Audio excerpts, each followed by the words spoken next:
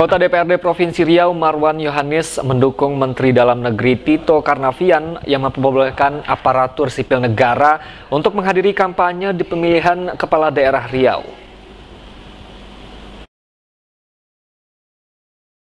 Seperti diberitakan sebelumnya, Mendagri Tito Karnavian menyampaikan ASN boleh menghadiri kampanye calon kepala daerah karena hak politiknya berbeda dengan TNI Polri. Alasannya jika TNI Polri tidak memiliki hak pilih, sedangkan ASN memiliki hak pilih. Sehingga menurut Undang-Undang baik itu Pilkada dan Pemilu nomor 7 tahun 2017, rekan-rekan ASN diperbolehkan hadir pada saat kampanye karena memiliki hak pilih. Anggota DPRD Riau Marwan Yohanes menjelaskan, seharusnya ASN memang wajib mengikuti agenda calon-calon kepala daerah untuk mengenal calon pemimpinnya seperti menghadiri kampanye.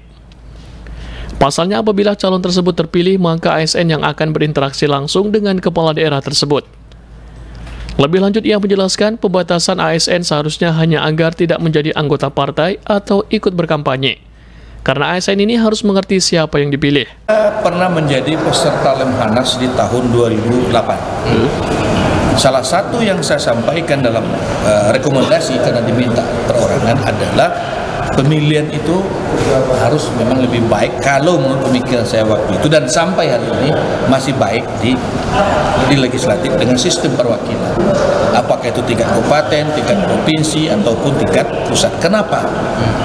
Pertama, persyaratan untuk pemilihan langsung itu, pertama, negara tidak terlalu luas. Sementara kita ini, luas negara kita ini sama luasnya dengan 27 negara di Eropa sana. Nah, kenapa persyaratan tidak luas? Supaya antara yang akan memilih dan yang dipilih itu minimal tahu sedikit informasi tentang itu. Yang kedua, penduduk tidak terlalu banyak.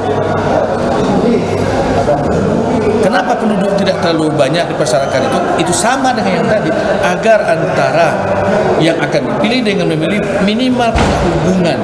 Apakah itu hubungan histori, hubungan emosional, hubungan popularitas, dan lain sebagainya. Nah, sementara kita negaranya sangat luas, penduduknya nomor 5 besar dunia. Di atas kita ada India, ada Cina, ada Amerika, ada Indonesia. Ya, keempat, dulu besar. Yang ketiga, syarat umumnya itu adalah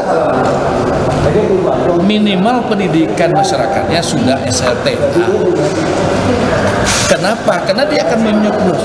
Kenapa kita masih nyoblos? Yaitu karena mungkin masih banyak masyarakat kita yang belum pandai tulis baca, sehingga masih nyoblos.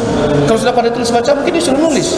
Nah, sepertiga persyaratan ini belum memungkinkan kita mendapatkan pemimpin yang ideal karena 3 syarat utama itu belum terpenuhi. Negara kita luas, penduduk kita juga banyak, dan masyarakat kita masih banyak yang belum lulus SLTA. Nah, atas dasar itu, akhirnya yang berkuasa apa? Ya, yang biasa menguasai hajat hidup orang banyak, itulah yang nanti menjadi pemenang. Kenapa? Karena dia tidak mengenal siapa yang dipilih. Dia tidak tahu kualitas orang yang dipilih. Nah, ini saya mendapat sangat sependapat dengan apa yang diungkapkan oleh Mendagri pada berita pagi tadi, semalam. Apa yang dia sampaikan, ini saya sangat setuju sekali, bahwa seorang ASN itu boleh ikut kampanye. Yang tidak boleh itu dia ikut pengurus politik, pengurus partai politik.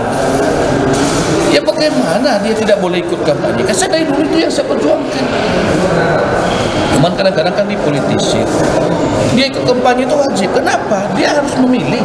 Ya bagaimana dia bisa memilih kalau dia tidak mengikuti bagaimana orang itu programnya, bagaimana visi misinya ke depan.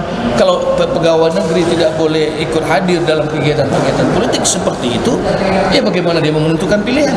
Akhirnya terjadilah politisasi dengan kelompok-kelompok tertentu, orang-orang tertentu. Yang tidak boleh itu dia ikut satu berkampanye dia nggak boleh ikut. Menjadi pengurus partai politik itu nggak boleh. Kalau mengikuti kegiatan politik yang sifatnya secara individu, ya saya rasa dia wajib. Apalagi dia pegawai, karena nanti bupati kah, gubernur kah, dia akan banyak bersentuhan dengan pegawai itu. Justru dia tidak ngerti siapa yang akan dia pilih. Nah, makanya dua hal ini dari dulu saya sangat memperjuangkan itu.